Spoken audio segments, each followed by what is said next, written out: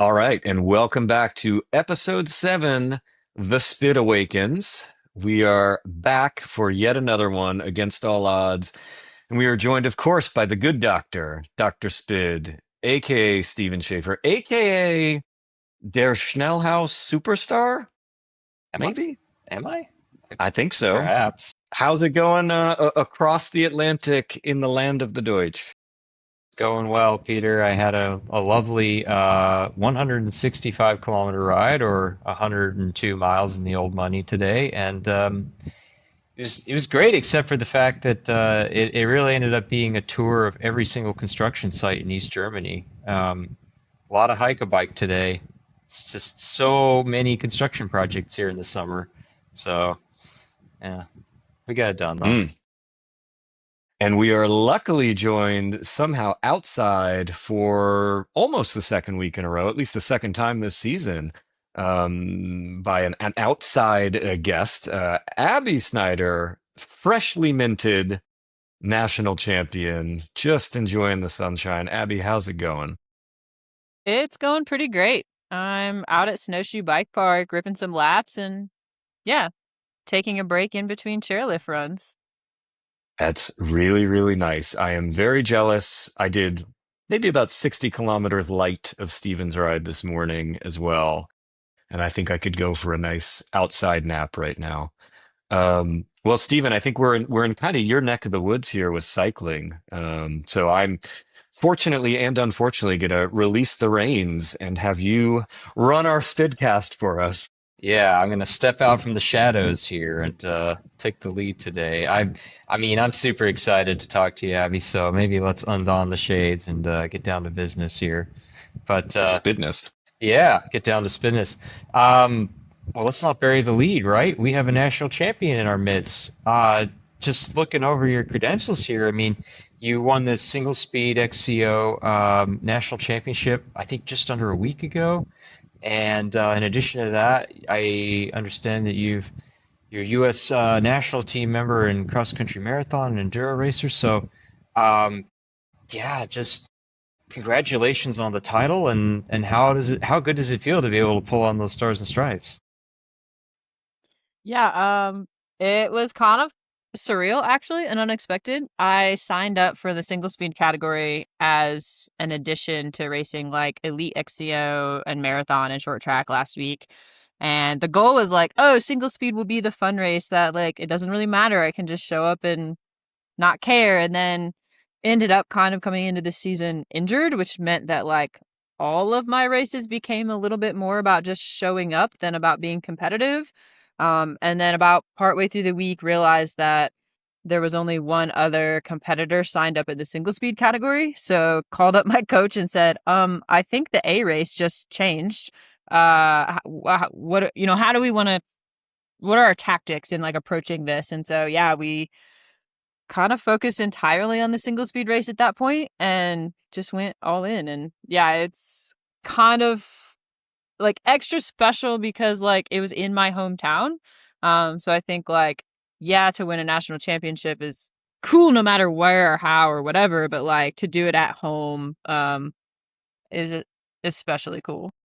But we're gonna dive all into that race and what that means to be able to compete and win on your home courses. But I think I want to round things out by completing our introduction here. I mean, in addition to being a really badass cyclist and racer, I understand that you're a former English teacher, currently a data scientist, and you are also a coach for junior mountain bikers and the founder of Right Fierce Racing. That's a very impressive portfolio you've got there. Um, I mean, I think that that's a perfect embodiment of the Spid mentality. So great to have you on as a new Spidworks athlete. Um, Maybe let's take a step back and just lay things out really. Explain things to us like the small, stupid children that we are, and explain all the different mountain bike disciplines that you race and how those differ. Yeah. So primarily I race enduro and cross country marathon. And enduro mountain bike racing is where you generally have like a big course that's 15 to 25 miles or so, and you'll have to translate the kilometers. That's not for me. But and you kind of ride to each section along that course, but you're only timed on what are mostly downhill segments. So they might have small climbs in them that you have to pedal, but generally like you kind of pedal at like a relatively relaxed pace to the top of stage 1, and then you race down as fast as you can, regroup with your friends, pedal to the next stage together, go downhill as fast as you can, and repeat. And usually there's like 5 to 7 time stages on a day. I love it because it's a social form of mountain biking and mountain bike racing, because you get to ride with your friends in between the race stages, and then you just huck yourself down as fast as you can go, reconvene at the bottom, tell all your stories from that stage, and then ride with your friends some more. So I've kind of fallen into that the last 3 years and like just love it more every time I do it. And then cross country marathon is what I've been doing longer. And that is also like a big ride in the woods. But it is a mass start. So you and all your competitors start at the same time. It's generally a like 35 to 80 mile course, depending on the terrain. And it's up and down and around and all the things. You just race the whole way to the finish, and the first person back wins.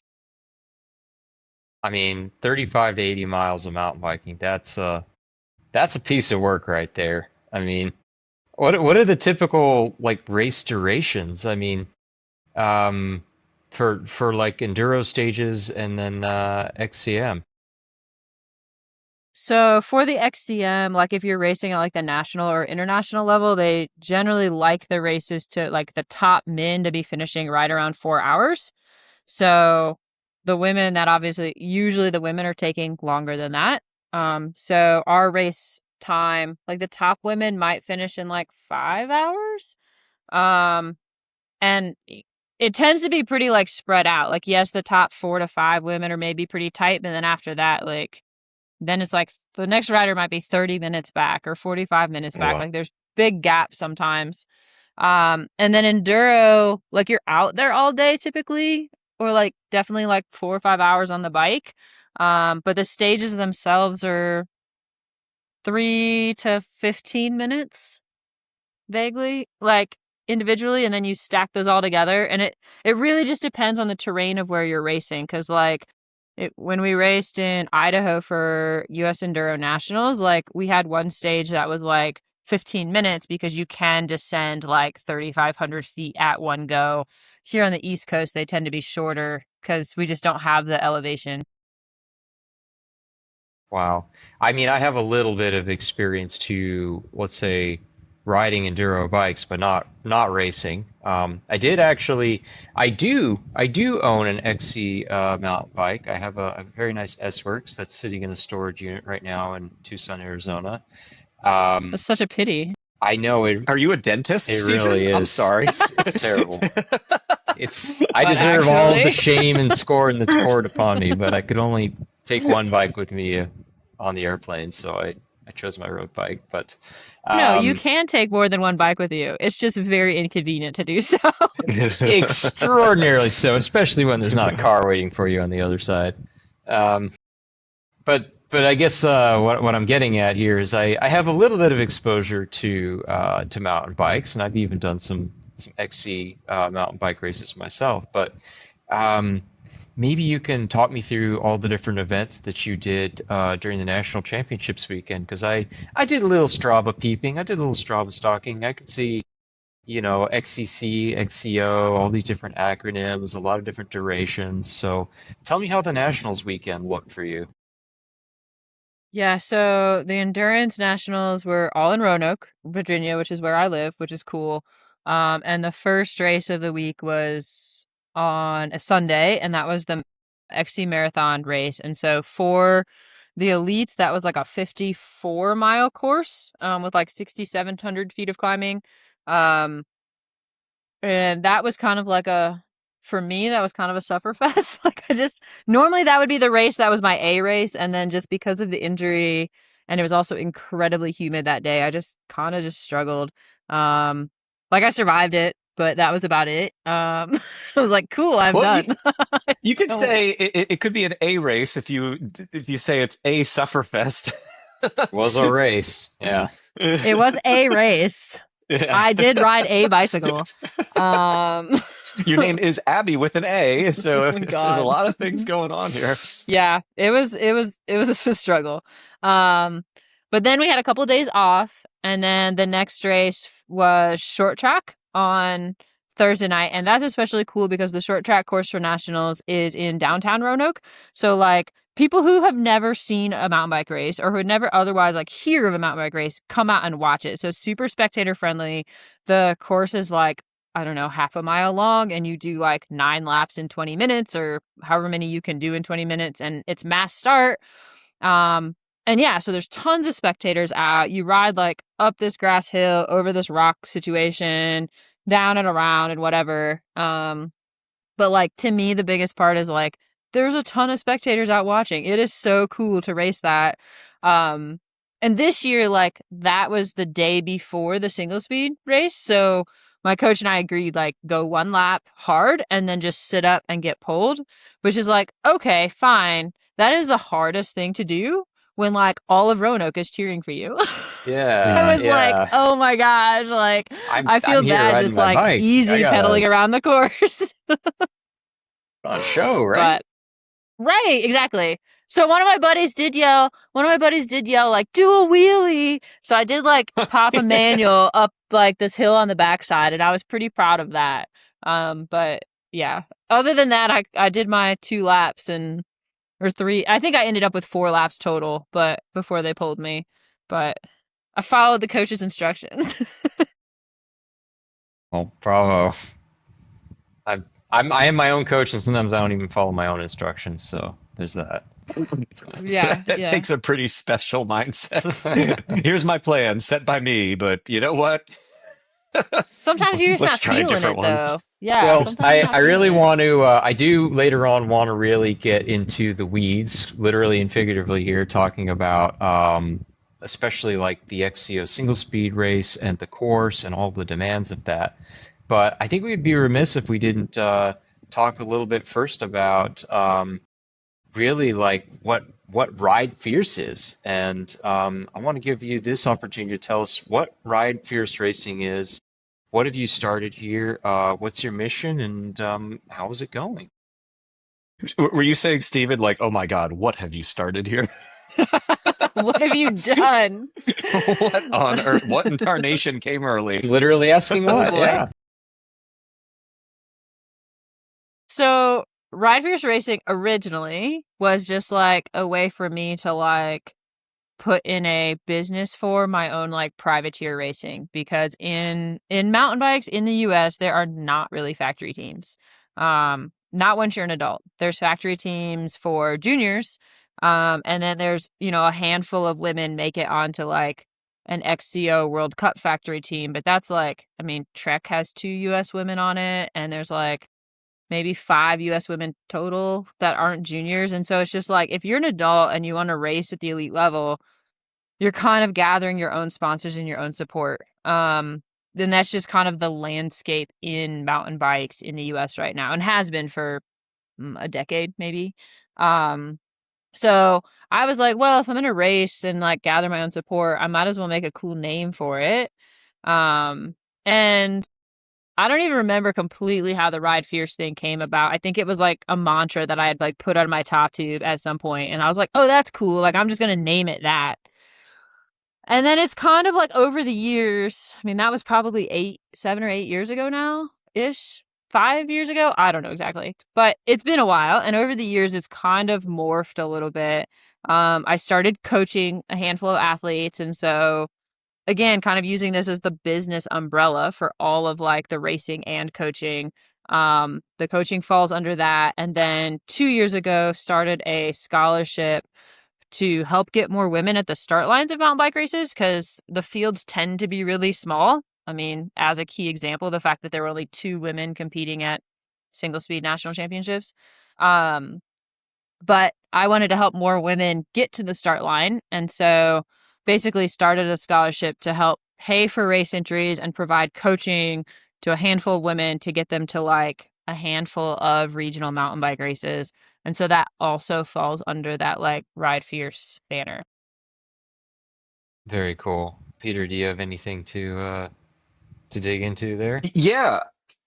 So I did want to actually dive into this a little bit more with just the volume of things you're doing. I mean, heck, as a total amateur athlete, thinking they're like, 15 hours a week or whatever of training plus work plus doing side quests like the Spidcast. I mean, it's a lot. How do you somehow I manage by Michael Scott, you know what I mean? Like how do you manage the time commitment, the sort of like the physical commitment of just getting sleep and what's kind of what's your approach to making sure this is all happening? Because it's pretty impressive. Caffeine? Okay. Noted. Noted. Yes. Excellent answer. I agree. Check. Check. I do feel like I tend to be like a fairly like efficient / organized person, and I think that helps. And I also like I will like say yes to everything and go go go go go until I crash. And it will inevitably happen that I will like be so tired I fall asleep at like 7 p.m. and then just sleep all night. And like things won't get done and they'll get pushed off and whatever, but like I think a combination of like an aggressive to-do list and like just it has to happen somehow, and so we squeeze it in. And I do think my training volume has probably suffered a little bit as I've added Hmm. more and more things like, oh, sorry, I don't have time to do a 2.5 hour ride today because I've committed to doing this and coaching this junior team and doing all these other things, and oops. But I'm glad the Spidcast is taking away from training. That is probably one of the biggest things we wanted out of this. I mean, I was riding all morning, and as Steven knows, I was eating some sort of lunch when I signed on, so we're Great. multitasking. I really Uh, feel like Abby and I are actually the same human when it comes to just trying to never say no to anything and like maximize the day and occasionally maybe like fall asleep a little bit at work. Might well, have actually, happened. I have Juggle a it all question for until you both of don't. you.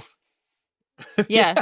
Yeah. Well, it's in a similar vein. One of the questions I wanted to throw to Abby and then Stephen, I think, related to you effectively being the same person just halfway across the world. I think there is something to be said about, like drinking the whole glass and then realizing that maybe there's something else there, or maybe it was totally okay to, do all you could do with what you had in a time period and realizing where the limits are. Because I think it's just very easy to think, oh, that's all I can get done in a day, or that's all I can get done in a week. And maybe leaving a lot more on the table than you think. And I don't know, Abby, if you feel living this life, if that's accurate, or if you're like, well, man, I really do kind of, gnaw all the way down to the bone a little too much.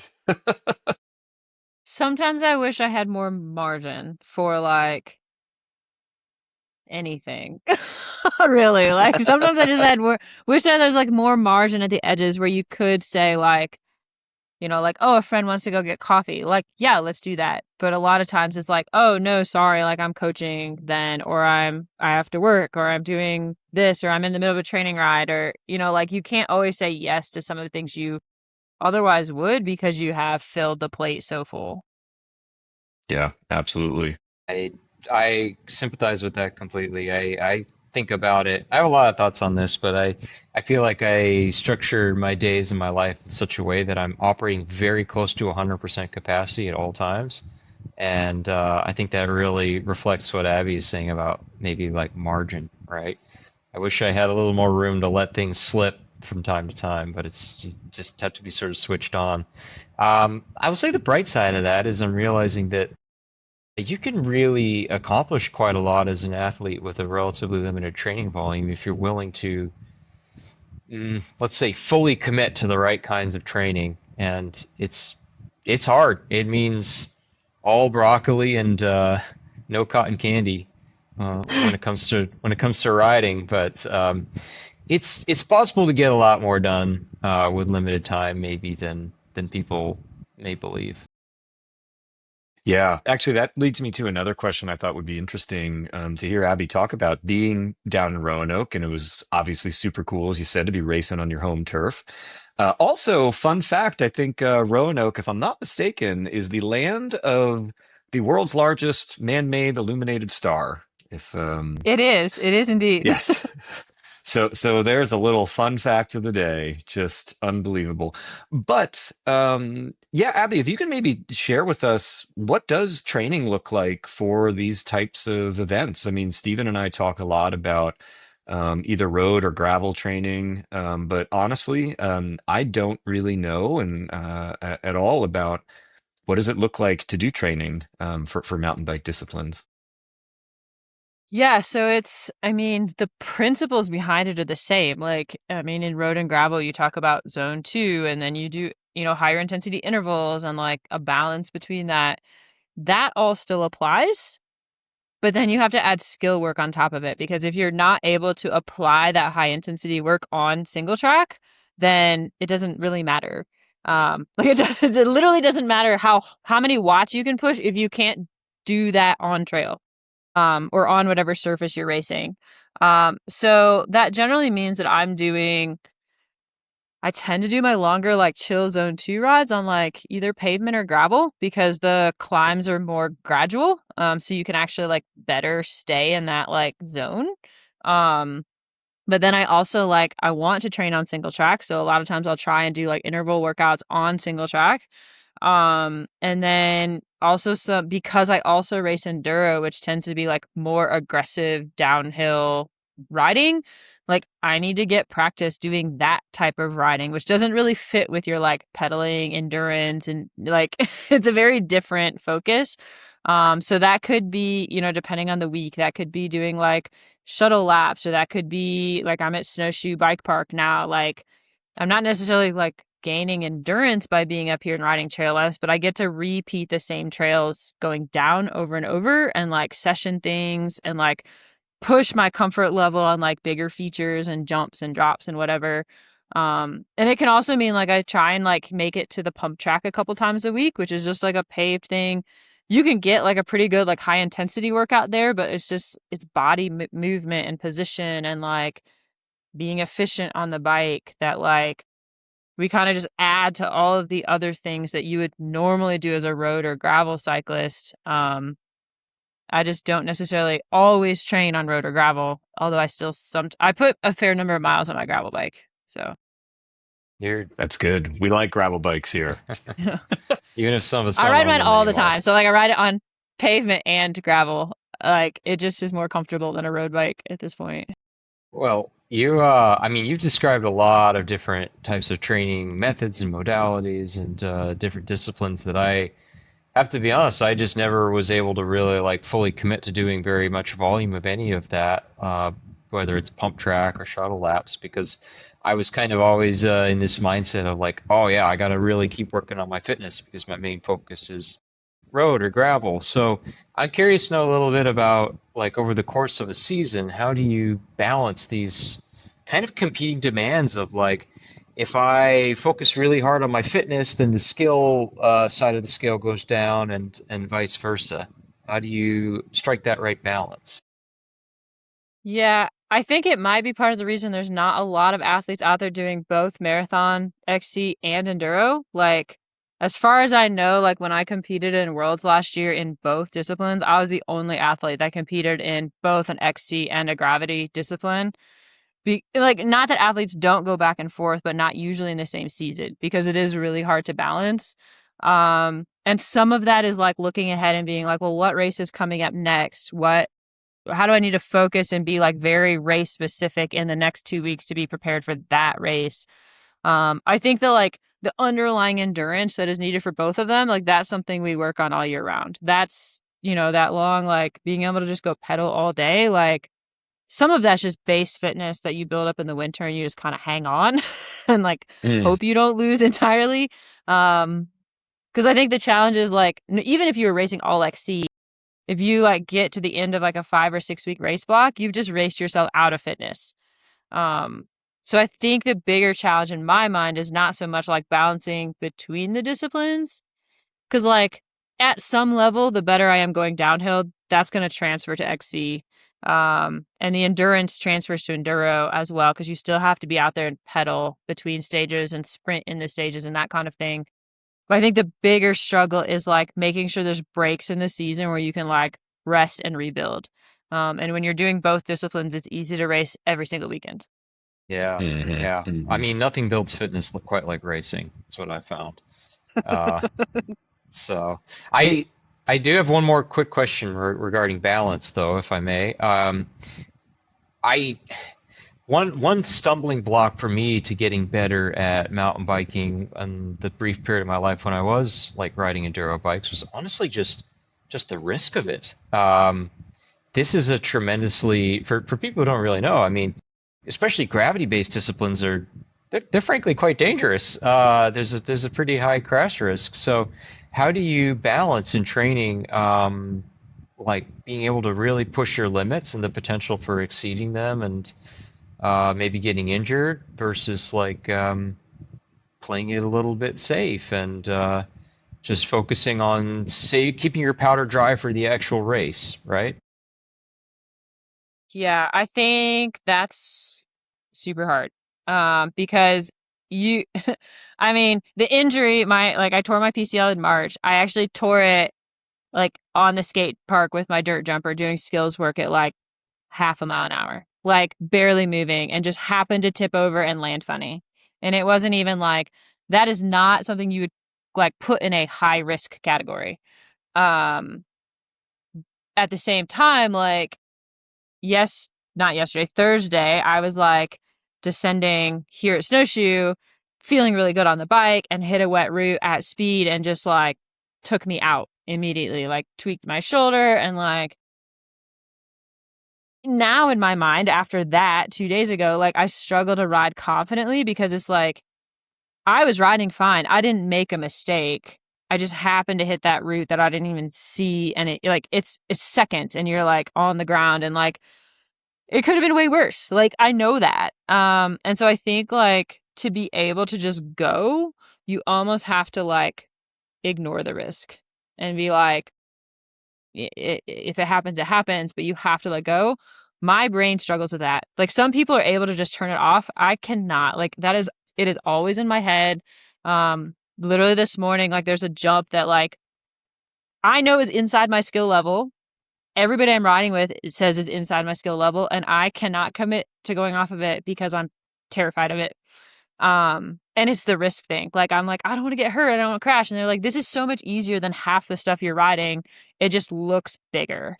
And so it is like, as a general rule of thumb, I would be like, if it's not race day, go 80%. But the thing is you can still get hurt going 80%. So it's like, I don't know, like sometimes you just like you're gonna get injured and you just have to like deal with the consequences. Yeah, the risk is always there. I mean, I know in my case, when it comes time to race, I just go like full warrior mode and monkey brain it and just don't even think about risk really at all. Um, but I then in wish I could training, do that. well, I shouldn't say that that's totally true because there've been some like really crazy fast descents where I'm racing with a bunch of like 18 and 20-year-olds and I'm just thinking, y'all don't have PhDs. Like, I can't hit this. I can't hit my rock too hard here on the ground.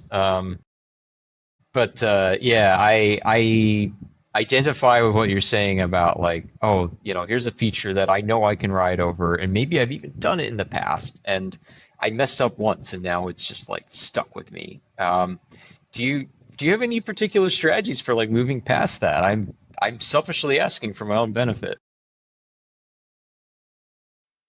Well, I have not made it past this particular feature yet, but just to be completely honest, but I think like in general, like the one thing that I've really like has really made a big difference is like being able to say like, no, I'm not feeling it. I'll maybe do it tomorrow, or I'll maybe do it on the next run, but like not forcing myself to hit it, because that was my strategy for a while, and it like works until it doesn't.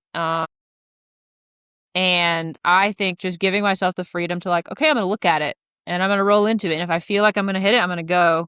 And also like knowing where the point of commitment is. Like I'm never going to like wait to make that decision until I'm on the edge. Like that's just dangerous.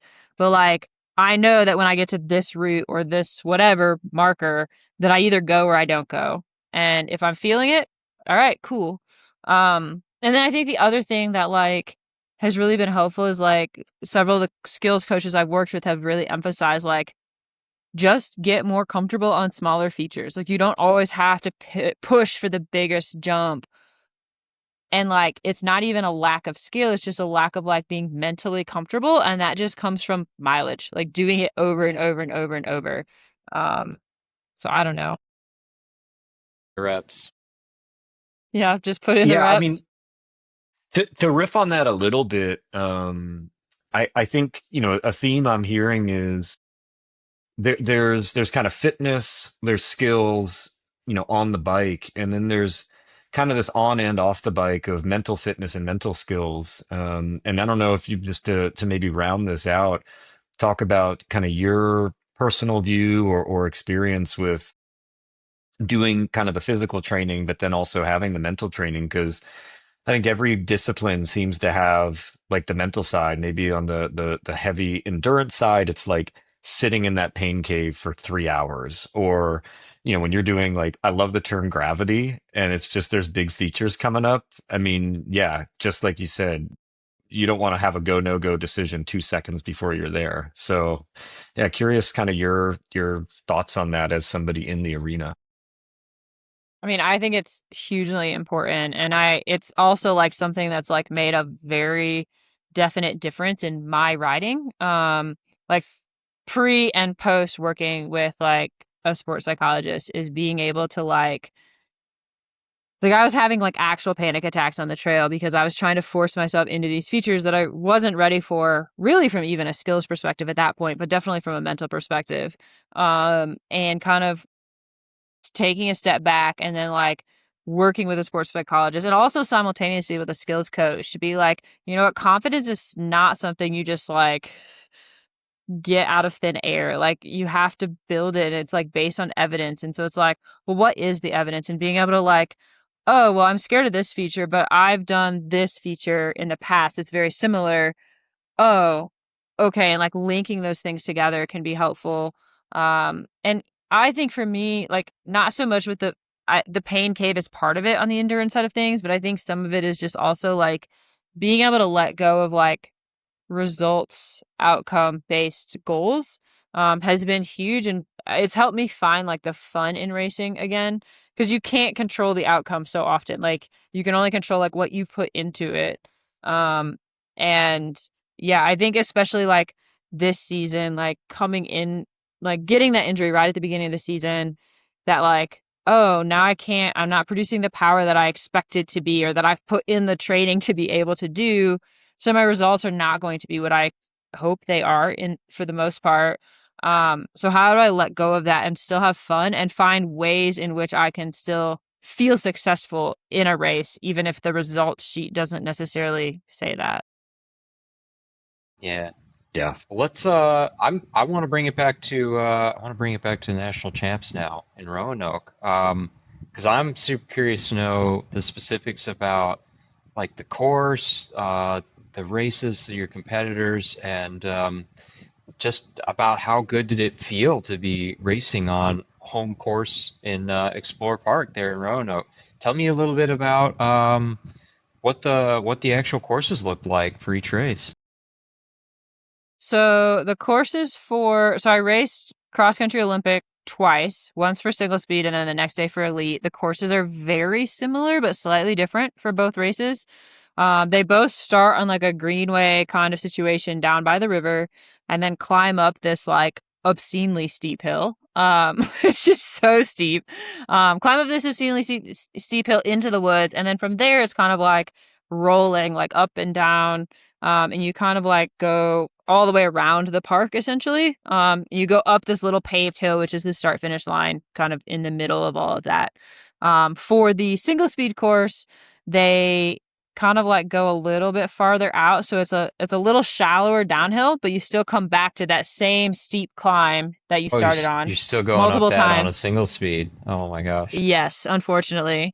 And then for the elite race, it's like generally the same, but instead of like going way out and around, they cut like more directly down towards that steep hill. You go up that steep hill, and then right before the start finish, there's these two wooden drops that they closed off for the amateur masters racing, which included single speed. Which I was kind of disappointed by. I was like, I can ride the drop. Why can't we do the drop? But you go off these drops. The bigger one is probably like 4 or 5 feet, so it's sizable when you're on a cross country bike. Yeah. But Yeah, it but you is. also have like more momentum coming off of it, so it's like less just pedaling up the next hill, which like you come across there on the amateur course, and you're basically just pedaling up the hill. There's no like anything to like give you a lot of like push going up. So yeah, I mean, those are the two courses. Single speed was Friday, so that was first. And it was a little chaotic because I actually broke my spoke at short track the night before on my wheel. And so had to like I had to switch my bike from geared to single speed, but then also strip down the wheel so that I could get the spoke replaced by some mechanics like Friday morning before the race. And then I put on a new chainring because like I had pre-ridden kind of the course, vaguely a mixture of the two courses, like 2 weeks before. And I was like, I can't get up this hill on a 32 chainring on the front, like with my knee how it is. Like I'm just going to be running it.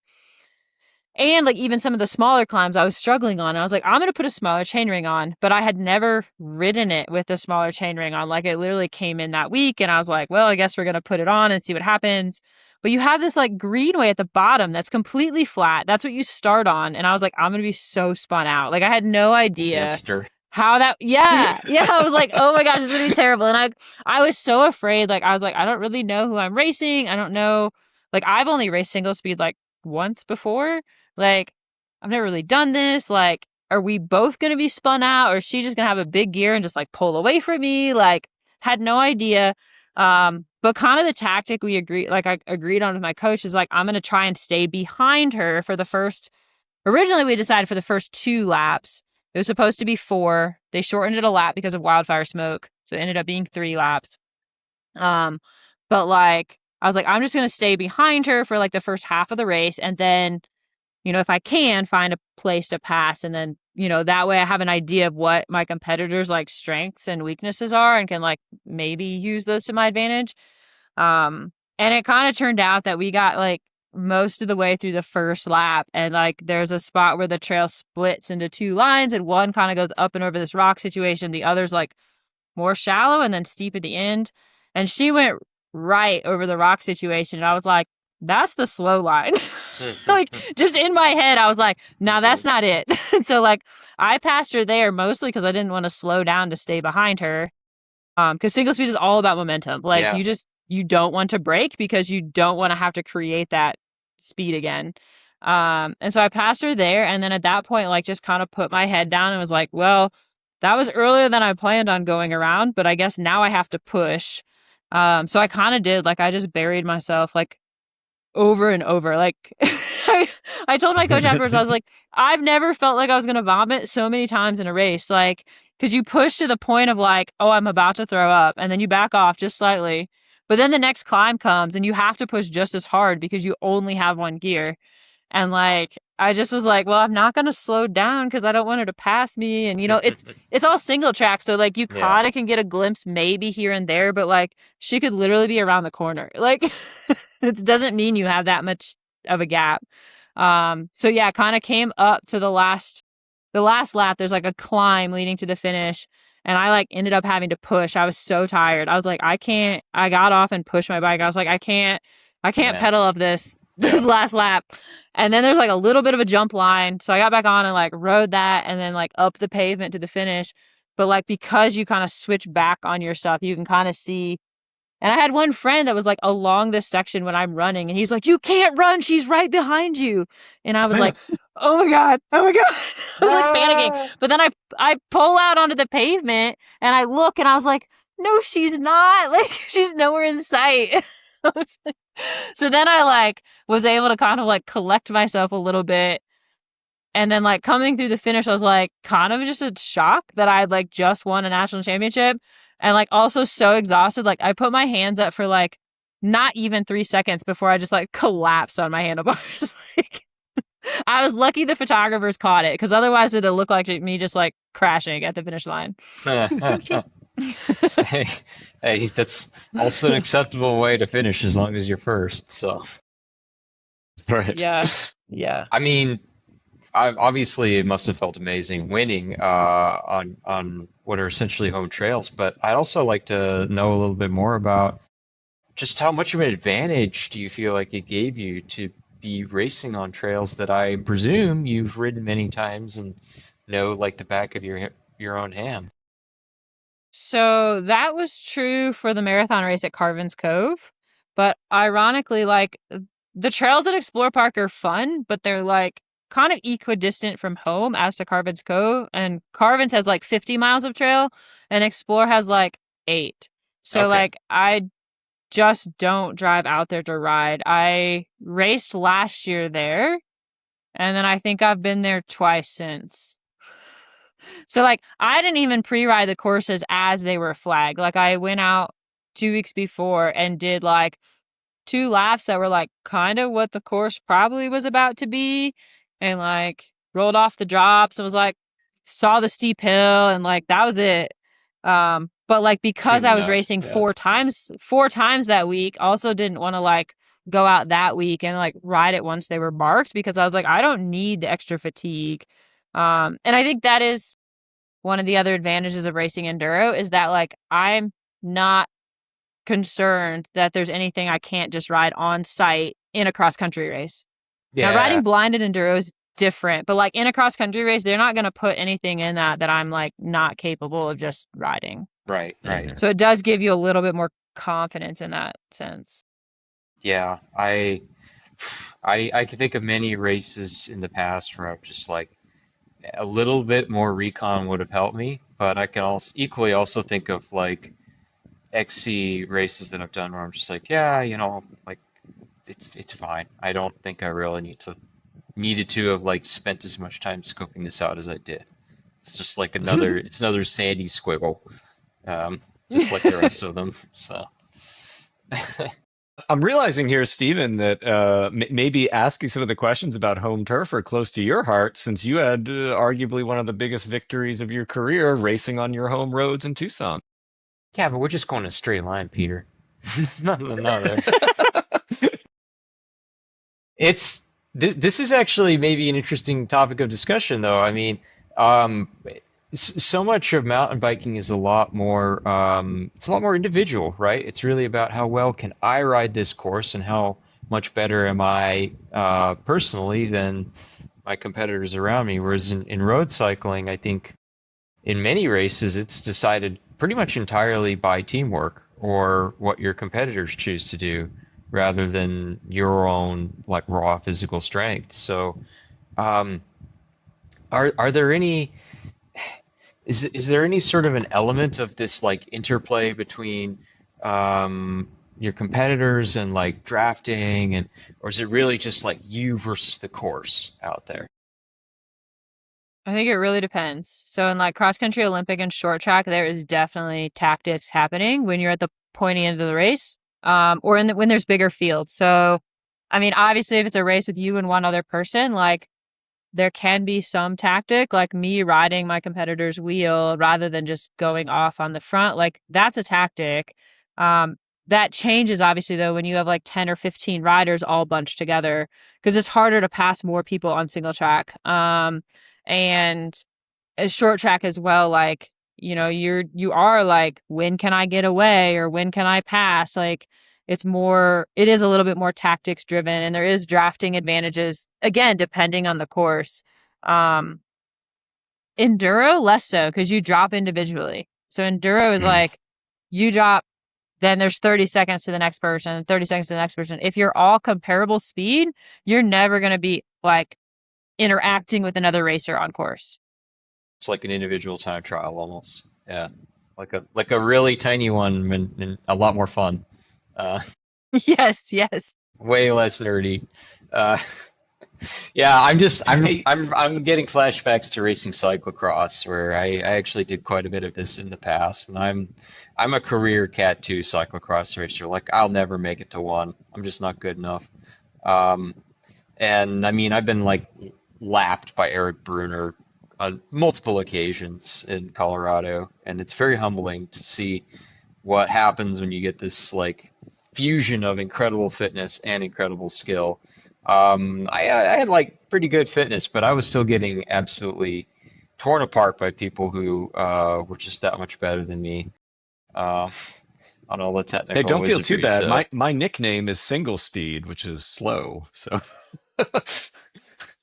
hey, speaking of fun and stuff, Abby, I want to maybe talk a little bit more about some of the work that you're doing with kind of the women's mountain bike scene. And I think something that struck me, I know when we kind of brought you into Spidworks as one of our Super Zone 6 athletes, and just kind of meeting you as a person broadly was getting folks out and having them be able to enjoy the sport of mountain biking. I think is huge. I think introducing people to sports that maybe they're not used to or didn't realize that they could do is just super. But then I think maybe there's a second side about getting folks to maybe, as you alluded to before, like overcome some fears or get that like jubilation of, I never thought I could possibly do that, or oh my gosh, this is really something that's kind of transforming who I am. So yeah, I'm curious on kind of your thoughts on that, how much that's both maybe was a motivating factor just to start this stuff, and then how much it's motivating you to stay with it. I mean, honestly, I think the motivating factor to start it was just like looking around and being like, cool, I mean, even like the national championship, cool, I won a national championship, but I beat one person. And that feels very like now it doesn't matter. And so like if we can just get more women at the start lines of races, then it makes the experience better for everybody. So that was really my motivation. And then I think, so the first year I did it, I just had 4 women that I scholarshiped and like sponsored their race entries, coached them in the lead up.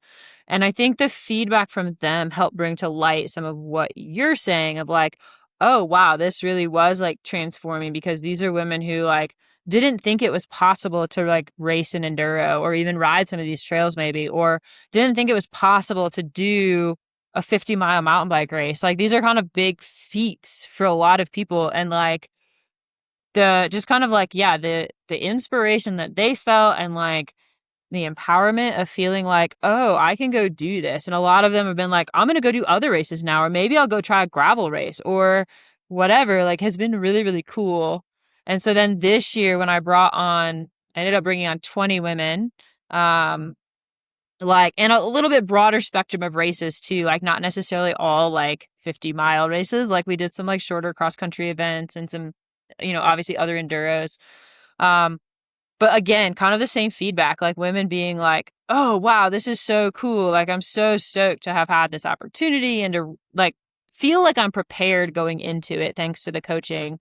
And that's kind of spawned into like, I just did like a women's intro to gravity like skills clinic this past week just on like my local trails, and like basically coached 6 women and gave them some like skills coaching for descending specifically. And even that was like cool. We like rode up, we talked about some skills on the way up, and then we like went down and like talked about the skills that will help you descend more confidently and safely.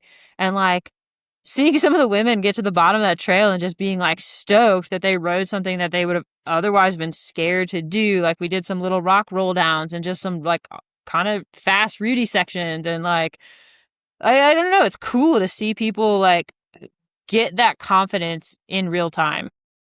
Yeah, yeah, absolutely. instant gratification, And really, instant growth. It's totally. it's so cool. What's coming up for the rest of the year for you, either between continuing coaching, racing, training, and all the above? So I've got 2 more of those like intro to gravity clinics just at home in Roanoke over the next 2 weeks. And then as far as racing for me, The Shed Enduro is kind of a big regional enduro race in Frederick, Maryland, is next weekend. So I'm headed up there for that. And then pretty immediately turning around and driving to Colorado. The big 6-day cross-country staged race. And yeah, those are kind of the two big ones immediately. And then a couple more like further in the calendar, but take it as it comes and see how that goes. Awesome. Well, if you're coming to Frederick, we need to coordinate because we'll come up and see you. That's right in our backyard in DC area. Yeah, the race is August 1st and 2nd, and August 1st in the evening or late afternoon, I have to check the times, is like the pro stage, and apparently it's designed to be pretty spectator friendly. But yeah, Great. I can try and find out details. Awesome. And yeah, I guess we can maybe get to a brief wrap up before we get to something with Steven here, although I feel like our connection has gotten real wonky. Steven disappeared Yeah, and I may be struggling here. I think you can see my non-AI background. I appear to be back. So but other than coaching and winning a national championship, what's something else you've been doing that's been pretty spid lately? And you can even include your cool packing setup for driving cross country if you want. I mean, if I'm currently living out of the back of my car, so I mean, not living, but That's staying. pretty spid. So yeah, yeah, I work from approve. anywhere, ride bikes, why not? Very good. And That's amazing. anything has anything happened that's not been very spid up to this point, or has it been a pretty spid spring summer so far? I mean, busting my knee up was not optimal. Yeah, yeah. Well, that's C'est la vie. I that's a I hard one nominate to I not include. nominate that route that took you out the other week as not But yeah, spid. just the other day, the That route that yep, took we me would out. nominate that. Cool. Yeah, that works too. Yep, yep. Fair enough. And Stephen, you are currently a ghost, but I do want to bring up, I think what everybody's been waiting for, and at some point we may or may not have your video back. But it is certainly time for What in Tarnation. And maybe we can kick off What in Tarnation with the fact that we don't currently have your video. Oh, this is a disaster. Howdy, folks. Welcome to What in Tarnation. Okay, yeah, time for what in tarnation. I went back and forth on a few different tales to tell for this segment this week, but I think I'm gonna basically try to drive home how incredibly flat Berlin is as a place to ride bikes and live. I've been really like struggling a little bit with motivation since the way the licensing for racing works here is just like very, very arcane, and basically it involves me applying to a club and then writing printing out a letter and sending it to the club so they can put their signature on it, so they can then send it to Bund Deutscher Radfahrers, or German cycling, so they can sign it and then send it back to the club, and then they can finally send it back to me. Um, so this is really like taking a lot of wind out of my sails, and I'm looking for extra things to get motivated about. So um, it's a very flat place, and it's very difficult for someone who's climb oriented like me. So I've decided to set the goal of getting the Strava KOM on the only hill of any kind of note for 100 kilometers in any direction, which is Teufelsberg. It's 50 meters high. That's about 160 something feet in the old money. I think it's like 8% average gradient, and it's an artificial hill that I believe was constructed during the Cold War as a listening station. Um, this is what passes for a climb around here. This is what passes for goal setting now, but the current KOM sits at like 73 seconds. So That's a really evil duration. That's like really maximum ouch. Um, so my what in tarnation moment is that this is you are now embarking with me on the beginning of my journey to try to train my 1 minute power to the absolute nastiest I could possibly make it, and then go out and finally get this Strava verified segment on Teufelsberg KOM. So You, um, you, you better put a Spidworks sticker at the top when you do it. where are my stickers, Peter? And You you don't can have send any? me some more. Do I need to I think send I you more? put them all on the back of my laptop, Okay, fair perhaps. enough. Well, Abby has a Yeah. bunch, so we'll send you more. Also, Yeah. I would argue that Abby would probably agree it's easier to go down the hill, and maybe Abby can get the downhill KOM if she comes to Berlin. That would Yeah. probably be the only KOM I would be getting. But yes, I could maybe get the downhill one. Do it in like 20 seconds or something. Yeah. Boom. Yeah. So Super tuck. fast. There's some trails there, you know. There's like a few alternate routes off at the top of that thing, so that'd be fun to explore. So, Abby, as you embark in kind of the second half of the year here, what's the best way that people can follow along with your journey outside of the millions of people that are already following through a Spidworks account? Um, Generally, I mostly just post on Instagram, so it's just abby.ridefierce. Right Yeah. on. Very good.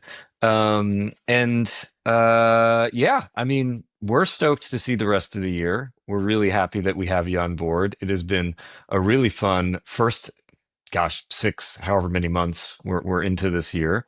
And I really hope that next weekend, maybe Saturday, we can swing up and do a little in-person meet and greet, which would be a first, because we've only been over a laptop so far. Yeah, that'd be sick. I'll make a note to actually send you the details. That would be good. Yeah, like noted. And as we alluded to in the first half of the call, that may be something that doesn't get done just because of the big schedule that you already have, but I will remember to.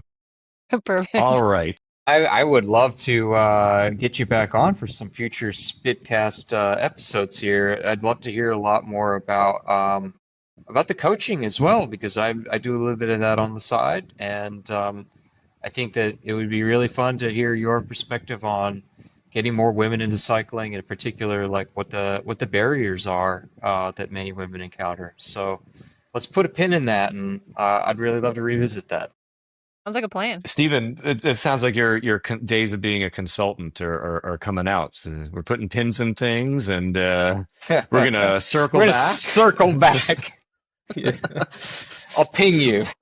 Well, with that, I'll give everybody a few minutes back as we approach 1 hour, and we can get on with our day. But Abby, thanks so much for spending an hour with us. That was really, really cool. And enjoy the rest of your beautiful weekend, and we will see you soon.